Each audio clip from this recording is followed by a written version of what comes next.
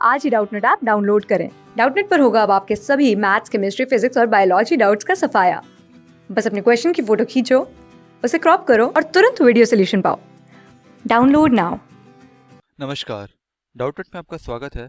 आज का हमारा प्रश्न है let x is equal to time in minutes that elapses between the bell and the end of the lecture in case of a college professor. If x has PDF fx which is equals to kx square for x is greater than equals to 0, less than equals to 2 and 0 otherwise, then k is equal to, हमारे पास यहाँ पे options हैं a 8/3, b 3/8, c 4/3 या फिर d 3/4। तो इस question में x एक रैंडम वेरिएबल है, जिसका मतलब है टाइम, वो टाइम जब लेक्चर खत्म हो गया और बेल बजती है, तो उस बीच का जो टाइम है वो हमारे पास x है।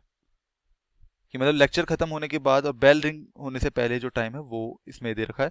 तो उस केस में हमारे पास इसका जो रैंडम वेरिएबल के कॉरस्पॉन्डिंग जो प्रोबेबिलिटी डेंसिटी फंक्शन है वो है fx equals to kx square when x is greater than equals to 0, less than equals to 2।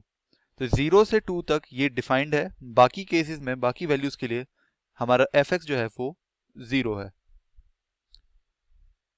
ठीक है, तो यहाँ पे हमारे पास ये k की वैल्यू कितनी है ये हमें फाइंड करना है। अब इस वैल्यू को फाइंड करने के लिए हम क्या करते हैं, हम इस डेंसिटी फंक्शन का, प्रोबेबिलिटी डेंसिटी फंक्शन का इंटीग्रेशन करेंगे from minus infinite to infinite of f x d x. ये होता है हमारे पास total probabilities, summation of all the probabilities in discrete case, और ये कंटिन्यूस रैंडम वेरिएबल है तो इसलिए इसका हम इंटीग्रेशन करेंगे from minus infinity to infinity and this will be equal to 1। ठीक है, अब जैसा कि हम जानते हैं fx जो है वो 0 से 2 तक ही डिफाइंड है, 0 और 2 के बीच में ही डिफाइंड है। तो इसका हम इंटीग्रेशन करेंगे 0 टू 2। बाकी केसेस में देखो 0 हो जाएगा तो इसलिए उसका कोई मतलब नहीं है, इसलिए 0 और 2 के बीच में ही हम सिर्फ इंटीग्रेशन करेंगे। और इसका ये फंक्शन हमारे पास गिवन है kx square dx and this is equals to 1। ये हमारे पास का प्रोबेबिलिटी डेंसिटी फंक्शन गिवन था। अब इसका अगर हम इंटीग्रेशन करेंगे तो ये आ जाएगा kx cube upon 3 is equal to 1, और यहाँ पे लिमिट्स नेक्स्ट स्टेप में मैं पुट करूंगा 0 टू 2।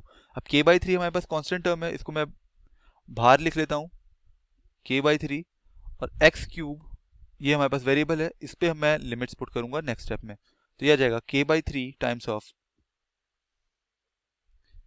2 क्यूब। 2 क्यूब कितना होता है हमारे पास, 2 क्यूब होता है 8 माइनस 0 क्यूब जो कि 0 ही होता है। तो यहाँ से हमारे पास ये आ गया, हमारे पास ये 0 नहीं है 1 है, ये हमारे पास आ गया 8k upon 3 is equal to 1। तो यहाँ से हमारे पास k की वैल्यू आ गई 3/8, 3/8। तो ये हमारा इसका आंसर है।